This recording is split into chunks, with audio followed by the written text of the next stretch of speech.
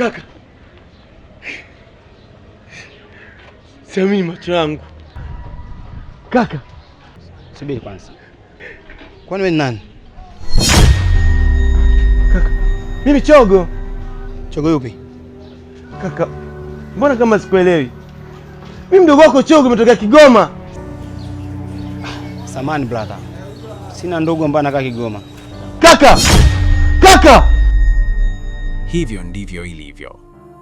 Vijana wengi wanapotoka vijijini kwao na kwenda mjini kutafuta maisha, wakifanikiwa hupata mabadiliko makubwa, sio ya hali ya maisha tu, bali hata ya mioyo yao.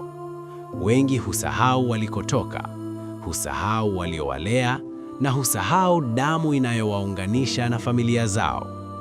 Ndivyo ilivyokuwa kwa Kivu. Alitoka kijijini akiwa hana kitu, akivumilia shida nyingi hadi akafanikiwa mjini.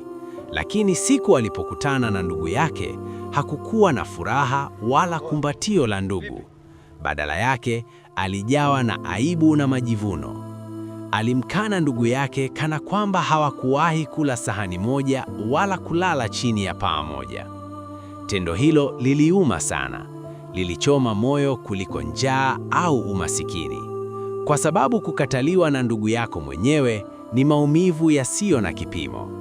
Mafanikio yaliyopatikana kwa tabu yaligeuka kuwa chanzo cha majonzi, yakidhihirisha kuwa si kila anayefanikiwa hukua kiroho na kiutu. Hivyo ndivyo ilivyo. Mafanikio bila utu ni umasikini wa moyo.